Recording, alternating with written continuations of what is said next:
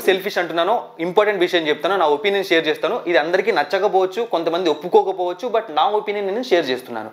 ఇక మీకు తెలుసు సిఎస్కే 2 మ్యాచ్లు, ఒక మ్యాచ్ గెలిచింది, ఒక మ్యాచ్ ఓడిపోయింది. కానీ వాళ్ళ ప్రాబ్లమ్స్ చాలా వరకు బయట పడిపోయాయి వాళ్ళ మిడిల్ ఆర్డర్ విషయంలో అండ్ అలాగే ఓపెనింగ్ కాంబినేషన్ విషయంలో ఇవన్నీ కూడా. సో ఈ ప్రాబ్లమ్స్ని వాళ్ళు తొందరగా సాల్వ్ చేసుకోవాలంటే ఒక గ్రేట్ కంబ్యాక్ ఇవ్వాలి వాళ్ళు, ఒక మంచి కంబ్యాక్, బ్యాక్ టు బ్యాక్ 2-3 మ్యాచ్లు గెలవాలి. లేదంటే అపోజిషన్స్ అందరూ కూడా ఈ లూప్ హోల్ని టార్గెట్ చేసే ఛాన్స్ ఉంది. సో దీని గురించి చెప్తాను. ఇక నెక్స్ట్ రాజస్థాన్ రాయల్స్ అయితే వాళ్ళు ఇంకా తోపులు అనమాట. టోర్నమెంట్ని ప్రాబ్లమ్స్తో స్టార్ట్ చేశారు, వాళ్ళకు చాలా పెద్ద ప్రాబ్లమ్స్ ఉన్నాయి క్లియర్ చేసుకోవాల్సినవి. So Rajasthan Royals versus CSK అనమాట. ఐపీఎల్ 2025లో 11th మ్యాచ్ మార్చ్ 30th అంటే 30వ తేదీ మ్యాచ్ జరగబోతోంది. సో బరస్పరా స్టేడియంలో ఇండియన్ టైమింగ్స్ ప్రకారం 7:30కి జరగబోతోంది. అయితే ఒక్కదానికి నేను సారీ చెప్పాను అనమాట. ఇదే రోజు 3:30కి ఒక మ్యాచ్ ఉంది, డీసీ వర్సెస్ ఎస్ఆర్హెచ్. సో ఆ మ్యాచ్లో నేను ఒక చిన్న మిస్టేక్ చేశాను. అదేంటంటే 7:30 అని చెప్పాను, 3:30 బదులుగా. So back to back matches మనం ఏమంటారు కంటెంట్ ప్రిపేర్ చేసేటప్పుడు చిన్న మిస్టేక్ జరిగిందనమాట. అర్థం చేసుకుంటారు అనుకుంటున్నాను. కొన్ని కామెంట్స్ చూశాను, మ్యాచ్ టైమింగే తెలియదా నీకు అని చెప్పి. సో అది కావాలని చేసిన మిస్టేక్ కాదు, బై మిస్టేక్. టైమింగ్స్ మాత్రమే తప్పు చెప్పాను, బట్ కంటెంట్ అంతా కూడా మీకు కరెక్ట్గానే చెప్పాను అనమాట. సో వెళ్ళి చూసేయండి. ఇక బరస్పరా స్టేడియం ఫస్ట్ మనం పిచ్ రిపోర్ట్ గురించి మాట్లాడే ముందు కొన్ని ఇంపార్టెంట్ విషయాలు మాట్లాడాలన్నమాట. చెప్పా కదా. సో సిఎస్కే లూప్ హోల్స్ని అపోజిషన్స్ టార్గెట్ చేస్తాయని చెప్పి, లేకుంటే రాజస్థాన్ రాయల్స్ లూప్ హోల్స్ని ఎందుకు టార్గెట్ చేస్తాయంటే, ఎప్పుడైనా గుర్తుపెట్టుకోండి, ఒక టీంతో ఇంకొక టీం ఆడుతుంది అంటే ఫస్ట్ వాళ్ళ టార్గెట్ ఏముంటుంది చెప్పండి. వాళ్ళ స్ట్రాంగ్ పాయింట్ ఏంటి, ఆ స్ట్రాంగ్ పాయింట్కి మన దగ్గర కౌంటర్ ఏంటి అని చెప్పి ఆలోచిస్తారు. సో ఆటోమేటిక్గా ప్రాబ్లమ్స్ అనేవి వాళ్ళు మ్యాచ్లోకి వచ్చినాక కనుక్కోవాలి. సో మ్యాచ్కు ముందే వాళ్ళ ప్రాబ్లమ్స్ మనకు తెలిసాయి అనుకోండి, సో దాన్ని ఇంకా ఎక్కువ టార్గెట్ చేస్తారు, చాలా సింపుల్గా వాళ్ళ పని కానిచ్చేస్తారు అనమాట. సో అదే ప్రాబ్లంలో ఇప్పుడు చెన్నై సూపర్ కింగ్స్ మనకు కనిపిస్తుంది. సో రాజస్థాన్ రాయల్స్ కూడా ఆల్రెడీ చెప్పాను. సో వాళ్ళకు కూడా ఎన్ని ప్రాబ్లమ్స్ కావాలో అన్ని ప్రాబ్లమ్స్ కనిపిస్తున్నాయి బౌలింగ్లో, బ్యాటింగ్లో. సో వాళ్ళు కూడా జాగ్రత్తగా కమ్బ్యాక్ కాదు, వాళ్ళు బోని కొట్టాల్సిన అవసరం ఉంది ఫస్ట్ టోర్నమెంట్లో. సో ఎవరి ప్రాబ్లమ్స్ వాళ్ళకు ఉన్నాయన్నమాట ఈ మ్యాచ్లో. ప్రొవైడ్ చేస్తాను, నా ఒపీనియన్ షేర్ చేస్తాను. డిస్క్రిప్షన్ బాక్స్లో లింక్ ఉంది. ఫస్ట్ మనం బరస్పరా స్టేడియం పిచ్ రిపోర్ట్ గురించి మాట్లాడాము అంటే, so pitch characteristics, batting wicket చూసామంటే ఇది నైస్ బ్యాటింగ్ వికెట్ అనమాట. లాస్ట్ మ్యాచ్లో కూడా కేకేఆర్ వాళ్ళు బాగా బౌలింగ్ చేయడం వల్ల రాజస్థాన్ బ్యాటింగ్ చేయలేకపోయింది, కానీ ఈజీగా 170, 190 స్కోర్స్ వచ్చేస్తాయి అనమాట. అంటే హై స్కోర్స్ ఇక్కడ పాసిబుల్. సో 200ని కూడా టచ్ చేయొచ్చు బ్యాట్స్మెన్స్ బాగా పర్ఫామ్ చేస్తే. ఇక బౌలింగ్ పరంగా చూసాము అంటే, సో ఇనీషియల్గా కొద్దిసేపు ఫాస్ట్ బౌలర్స్కి అనుకూలిస్తుంది అండ్ స్పిన్నర్స్కి అనుకూలిస్తుంది, కానీ అందరూ స్పిన్నర్స్కి అనుకూలించదు. ఫర్ సపోజ్ ఎగ్జాంపుల్ మరీ నేను రాజస్థాన్ కేకేఆర్ మ్యాచ్ తీసుకుంటాను. ఎందుకు రాజస్థాన్ స్పిన్నర్స్ గెటాన్ కాలేకపోయారు, కేకేఆర్ స్పిన్నర్స్ హిట్ అయ్యారు అంటే, బేసిక్గా స్పిన్నర్స్కి ఇక్కడ మంచి టాలెంట్ వేరియేషన్స్ ఉండాలి. సో ఫామ్లో ఉన్న స్పిన్నర్సే బాగా బౌలింగ్ చేయగలుగుతారు అనమాట. ఫామ్లో లేకుంటే ఎత్తిపోతుంది సీన్ అన్నది, ఇది పరిస్థితి. ఇక డ్యూ అనేది ఖచ్చితంగా ఉంటుంది అనమాట. టాస్ గెలిచిన కెప్టెన్ చేజింగ్ తీసుకోవడం చాలా బెటర్ ఈ పిచ్లో. ఒకవేళ 11th ఓవర్ తర్వాత కొత్త బాల్ అవన్నీ చెప్పినా సరే చూస్తున్నాం మనము, అంత ఇంపాక్ట్ఫుల్ డెసిషన్ లా కనిపించట్లేదు. నల్లిఫై అయితే చేయలేకపోయింది, కానీ కొంచెం ఫేవర్ అవుతుంది అనమాట. మేబీ థ్రిల్లింగ్ మ్యాచెస్కి యూజ్ అవుతుంది ఆ 11th ఓవర్ తర్వాత కొత్త బాల్ అన్నది. ఇక T20 మ్యాచెస్ ఈ గ్రౌండ్లో 4 జరిగితే అందులో బ్యాటింగ్ ఫస్ట్ చేసిన టీం 2 times, బ్యాటింగ్ సెకండ్ చేసిన team 2 times. Average first inning score 173, average second inning score 160గా ఉంది. హెడ్ టు హెడ్ చూసాము అంటే మంచి టఫ్ ఫైట్ ఉంటుందన్నమాట చెన్నై వర్సెస్ రాజస్థాన్ ఎప్పుడు కూడా. సో 30 మ్యాచెస్ జరిగితే రాజస్థాన్ రాయల్స్ 14 మ్యాచెస్లో, సిఎస్కే 16 మ్యాచెస్లో గెలిచాయి. బ్యాటింగ్ ఫస్ట్ చేసినప్పుడు రాజస్థాన్ రాయల్స్ 6 మ్యాచెస్లో, సిఎస్కే 8 మ్యాచెస్లో. బ్యాటింగ్ సెకండ్ చేసినప్పుడు రాజస్థాన్ రాయల్స్ 8 మ్యాచెస్లో, సిఎస్కే 8 మ్యాచెస్లో. సో ఈ రెండు టీమ్స్ యొక్క ప్లేయింగ్ ఎలిమెంట్ గురించి మాట్లాడే ముందు నేను ఇప్పుడు చెప్తాను ఏంటి సెల్ఫిష్గా ఆలోచిస్తున్నారు అంటే రుతురాజ్ గైక్వాడ్, రియాన్ పరాగ్ అంటే. సో బేసిక్గా మన ఇండియన్ క్రికెట్ ఎప్పుడైనా సరే ఐపీఎల్ డబ్బుల కోసం మాత్రమే కాదు, వాళ్ళ టాలెంట్ ప్రూవ్ చేసుకుని ఇండియా టీంలోకి రావడానికి ఆడతారు కదా. సో ఇప్పుడు చూసామంటే Ruturaj Gaikwad opening batsmen, but ఇండియాలో ఓపెనింగ్ పొజిషన్ ఇప్పుడు ట్రాఫిక్ జామ్ కాదు కదా, అదేదో అంటారు కదా మొత్తం సిగ్నల్ జామ్ అయిపోయింది అనమాట. సో ఇది చాలా కష్టంగా ఉంది కాంపిటీషన్. నెక్స్ట్ ఇక 2-3 years లేకపోతే ఇంకో 3 years తర్వాత అయినా సరే విరాట్ కోహ్లీ రిటైర్మెంట్ ఇస్తాడు, ఖచ్చితంగా ఇస్తాడు, డ్యామ్ షూర్. అవునా? అంటే T20 ఇచ్చేసాడు, ఇక నెక్స్ట్ వన్డే ఫార్మాట్ కూడా ఇవ్వచ్చు. సో మరి ఆ ఖాళీ అయ్యే ప్లేస్ ఏంటి? ఆ వన్ డౌన్ ప్లేస్. ఈవెన్ ఇప్పుడు కూడా వన్ డౌన్ ప్లేస్ కూడా సూర్యకుమార్ యాదవ్ ఉన్నాడు, అవసరమైతే తను తీసుకుంటాడు ఇంకొక మంచి ప్లేయర్ వస్తే కూడా. సో అలాంటి పొజిషన్ ఉంది. సూర్యకుమార్ యాదవ్ అవసరమైతే తన ప్లేస్ని కొంచెం జరుపుకుంటాడు. తిలక్ వర్మ ఉన్నాడు అనుకోండి, బట్ వీళ్ళు ఆలోచించే విధానం చెప్తాను. ఇక్కడ ట్రాఫిక్ సిగ్నల్ జామ్ అయిపోయింది ఓపెనింగ్కి. సో అదే వన్ డౌను ఇట్లాంటి వాటికి పోటీ పడితే టీంలోకి వెళ్ళడానికి ఛాన్స్ ఉందన్నమాట. అందుకే రుతురాజ్ గైక్వాడ్ నాకు ఎందుకో వన్ డౌన్ వస్తున్నాడేమో అనిపిస్తోంది. తను చెప్పొచ్చు స్ట్రాటజీ అని చెప్పి, అండ్ నెక్స్ట్ ఇదే మ్యాచ్లోనే తను ఓపెనింగ్ కూడా రావచ్చు. బట్ నాకు తను ఆలోచించిన విధానం ఇదే అనిపిస్తుంది. ఒకవేళ హిట్ అయి ఉంటే ఆ పొజిషన్ రాహుల్ త్రిపాఠి బాగా ఆడి ఉండి తిను కూడా బ్యాక్ టు బ్యాక్ మ్యాచెస్లో మంచి స్కోర్స్ చేస్తుంటే ఖచ్చితంగా అదే పొజిషన్ కంటిన్యూ చేసేవాడు. ఇప్పుడు కన్ఫ్యూజన్లో పడిపోయాడు. ఇక రియాన్ పరాగ్ది చూసాము అంటే మీరు గుర్తుపెట్టుకోండి, బాగా గుర్తు చేసుకోండి, 2024 IPL మొత్తం తను 2 డౌన్లో వచ్చాడు. తనే చెప్పాడు 2 డౌన్ పొజిషన్ నాకు బాగా కలిసి వస్తుంది, వాళ్ళు ఇచ్చారని చెప్పి. మరి ఇప్పుడు ఎందుకు 1 డౌన్ వస్తున్నాడు? కెప్టెన్ అయ్యాడనా? తను 3 మ్యాచ్లు కెప్టెన్ మాత్రమే. సో తనేమీ ఫుల్ టైం కెప్టెన్ కాదు డెసిషన్స్ తీసుకోవడానికి. సో తను ఏమన్నా తన ప్రాబ్లం చెప్పి ఉండొచ్చు మేనేజ్మెంట్తో. సో మేనేజ్మెంట్ వాళ్ళు కూడా ఆలోచిస్తారు, మాకు రావాల్సిన రన్స్ కదా. సో అలాగే ఎందుకంటే ఈ ఫ్రాంచైజీస్ మధ్య ప్లేయర్స్ మధ్య కనెక్షన్ చాలా స్ట్రాంగ్గా ఉంటుందన్నమాట. సో వాళ్ళు కూడా సపోర్ట్ చేస్తారు. సో ఆ విధంగా తిని కూడా 1 డౌన్ వస్తుందేమో అనిపిస్తుంది అనమాట, ఆ ప్లేస్ని టార్గెట్ చేస్తూ. సో ఇవి హిట్ అవుతాయా ఫ్లాప్ అయితే నాకు తెలియదు, కానీ వాళ్ళు ఆలోచిస్తున్న విధానం ఇదేనేమో నాకు అనిపిస్తోంది.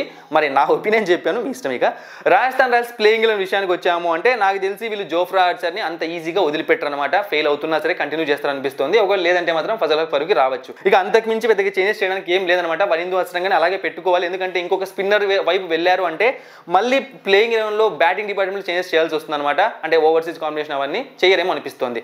So Rajasthan Royals playing eleven Yashasvi Jaiswal, Sanju Samson, Nitish Rana, Riyan Parag, Dhruv Jurel, Shimron Hetmyer, Wanindu Hasaranga, Jofra Archer, Maheesh Theekshana, Tushar Deshpande, Sandeep Sharma, impact ప్లేయర్గా శుభం దుబే. సో ప్రెజెంట్ ఉన్న న్యూస్ ప్రకారం ఈ మ్యాచ్ కూడా రియాన్ పరాగ్ కెప్టెన్సీ చేస్తారని చెప్తున్నారు. చూద్దాం, మేబీ ఏమైనా సంజు శాంసన్ ఏమైనా కోలుకొని ఉంటే తన ఫింగర్ ఇంజురీ నుంచి తను కెప్టెన్సీ చేయొచ్చు, మనం ముందేం చెప్పలేము. ఇక నెక్స్ట్ సిఎస్కే ప్లేయింగ్ ఎలెవన్ విషయానికి వచ్చాము అంటే వీళ్ళైతే ఎటువంటి చేంజెస్ చేసుకుని వచ్చే అవకాశం లేదనిపిస్తుంది అనమాట. So Rachin Ravindra, Ruturaj Gaikwad, Rahul Tripathi, Deepak Hooda, Sam Curran, Ravindra Jadeja, MS Dhoni, Ravichandran Ashwin, Noor Ahmad, Matheesha Pathirana, Khaleel Ahmed, impact ప్లేయర్గా శివం దుబే.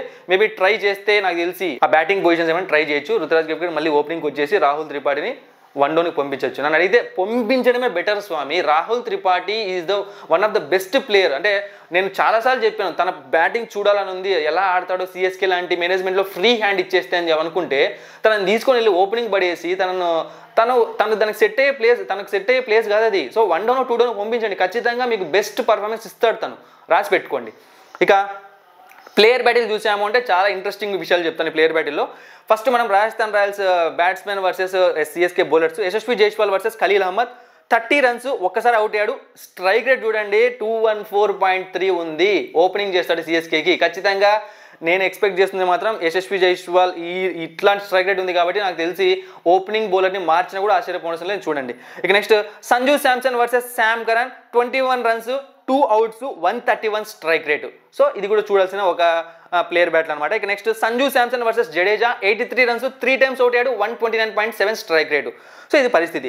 అయితే ఇంకొక విషయం చెప్పాలి, Matheesha Pathirana versus all top 5 Rajasthan Royals batsmen అనమాట. అందరూ అంటే టాప్ 5లో అంటే ఫర్ సపోజ్ ధ్రువ్ జురేల్ని పక్కన పెట్టండి, ఎందుకంటే ధ్రువ్ జురేల్కి ఒక మంచి స్ట్రైక్ రేట్ ఉంది. మిగతా అందరికీ కూడా బిలో 100 స్ట్రైక్ రేట్ ఉంది అగేన్స్ట్ మతీషా పత్రానా. వికెట్ ఇవ్వలేదు కానీ స్ట్రైక్ రేట్ బిలో 100 ఉంది. సో ఇది ఖచ్చితంగా రేపు ఇంపాక్ట్ చూపించే అవకాశం ఉందన్నమాట. అయితే తనేం 4-5 వికెట్లు తీసుకుంటే నేను చెప్పట్లేదు, 1-2 వికెట్లు అర్లీగా తీసుకున్నా సరే రాజస్థాన్ రాయల్స్ ప్రాబ్లమ్స్లో పడచ్చు అనమాట. అయితే ఇంకా కొన్ని ప్లేయర్ బ్యాట్లు ఉన్నాయన్నమాట. బట్ నేను చెప్తుంటాను కదా, ఏం పెద్ద ప్రాబ్లం క్రియేట్ చేసే ప్లేయర్ బ్యాటిల్స్ ఎక్కడ కనిపించట్లేదు. సో సింపుల్గానే ఏదో 1 వికెట్ ఇవ్వడము, మంచి రన్స్ కొట్టడము, స్ట్రైక్ రేట్ 140 ఉండడం, ఇలాంటివి కనిపించే చెప్తే బిలో 100 ఇలాంటి స్ట్రైక్ రేట్స్ మనకు కనిపించలేదు అనమాట. ఇది పరిస్థితి. ఇక next CSK batsmen versus Rajasthan Royals bowlers. So Ruturaj Gaikwad versus Sandeep Sharma. 34 runs, ఒకసారి అవుట్ అయ్యాడు, 79.1 strike rate. Deepak Hooda versus Sandeep Sharma. Runs 10, ఒకసారి అవుట్ అయ్యాడు, 66.7 strike rate. Deepak Hooda versus Wanindu Hasaranga. 20 runs, ఒకసారి అవుట్ అయ్యాడు, 153 strike rate. Sam Curran versus Sandeep Sharma. 22 runs, ఒకసారి అవుట్ అయ్యాడు, 95.7 strike rate. Jadeja versus Wanindu Hasaranga. 2 runs, ఒకసారి out అయ్యాడు, 50 strike rate. So Sandeep Sharma పేరు ఎక్కువగా వినిపిస్తుంది అనమాట. తను బేసిక్గా లాంగ్ కెరియర్ ఉండడం వల్ల సో ప్రతి ఒక్క బ్యాట్స్మెన్ ఫేస్ చేస్తుంటాడు, ప్రతి ఒక్క బౌలర్కి ఎక్కువ బౌలింగ్ చేస్తుంటాడు కాబట్టి మనకి వికెట్స్ కనిపిస్తున్నాయి. బట్ ఇక్కడ చూసారంటే 100 strike rate, below 100 strike rate గురించి ఆలోచించాలి, కానీ మిగతా వాళ్ళకి పెద్ద ప్రాబ్లం లేదు. అయితే ఇంకా కొంతమంది బౌలర్స్ ఉన్నారు, జోఫ్రా ఆర్చర్ వీళ్ళు. సో వీళ్ళు కూడా సేమ్ పరిస్థితి అనమాట. వికెట్స్ తీసుకున్నారు జోఫ్రా ఆర్చర్, బట్ అదే టైంలో వీళ్ళు కూడా మంచి స్ట్రైక్ రేట్తో బ్యాటింగ్ చేశారు. సో థ్రిల్లింగ్ మ్యాచ్ జరిగే అవకాశం ఉంది ఈ మ్యాచ్, ఎందుకంటే రెండు వైపులా కూడా ప్లేయర్ బ్యాట్లు ఒకేలాగా కనిపిస్తుంది, మనకి పెద్ద ప్రాబ్లమ్స్ కనిపించట్లేదు. సో ఎవరైతే ఫస్ట్ స్ట్రైక్ గట్టిగా కొడతారో, పవర్ ప్లేలో 2 వికెట్లు తీసుకోవడం ఇలాంటివి కొడతారు, లేదంటే మిడిల్ ఓవర్లో ఎక్కువ వికెట్స్ తీసుకోవడం ఇలాంటివి చేస్తారో, సో వాళ్ళు అంటే టీమ్స్ని 170, 180 వరకు రిస్ట్రిక్ట్ చేస్తారో వాళ్ళకి ఎక్కువ ఛాన్స్ ఉంటుంది.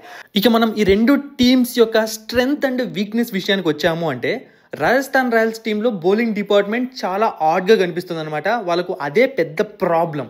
ఇక బ్యాటింగ్ విషయానికి వచ్చాము అంటే యశస్వి జైస్వాల్ దగ్గర నుంచి ఆ ఫైర్ కనిపించట్లేదు.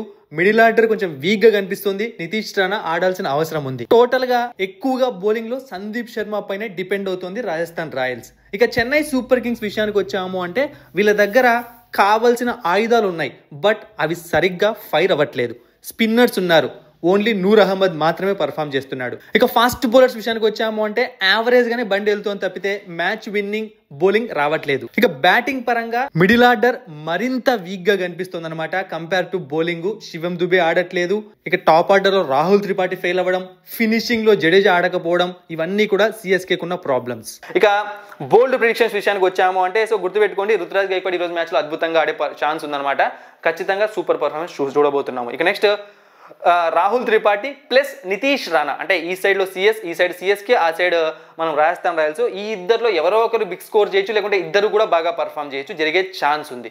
ఇక మ్యాచ్ ఎవరు గెలుస్తారు అంటే చూడండి, ఇది రాజస్థాన్ రాయల్స్ హోమ్ గ్రౌండ్, వాళ్ళకు విక్టరీ కావాలి, వీళ్ళకు విక్టరీ కావాలి. బట్ పర్సంటేజ్ వైజ్ చూసాము అంటే సో సిఎస్కే ఓడిపోయిన తర్వాత చాలా డేంజరస్గా మారుతుంది అనమాట. ఎందుకంటే వాళ్ళ టీంలో ఎక్స్పీరియన్స్డ్ ప్లేయర్స్ ఉన్నారు. వాళ్ళు బ్యాక్ టు బ్యాక్ అన్ని మ్యాచ్లు వాళ్ళు గెలవలేకపోవచ్చు, బట్ కమ్బ్యాక్ మాత్రం ఇవ్వడానికి గట్టిగా ట్రై చేస్తారు. కాబట్టి సిఎస్కే కొంచెం ఛాన్సెస్ ఉన్నాయి. బట్ ఇది ఫైనల్ కాదు, ముందే చెప్తున్నాను, జస్ట్ 60% మాత్రమే, 60-40 అంతే, అంతకుమించి ఎక్కువ ఏం లేదనమాట. సో చూద్దాం ఏం జరుగుతుందో. ఈ మ్యాచ్లో సిఎస్కే ఫేవర్ అనుకుంటున్నాను, బట్ ఇది ఫైనల్ కాదు. టెలిగ్రామ్ ఛానల్ ఫైనల్ చెప్తాను. సో చూద్దాం. Thank you for watching and supporting మీ. మరిన్ని ఇంట్రెస్టింగ్ వీడియోస్ కోసం సబ్స్క్రైబ్ చేయడం మర్చిపోకండి.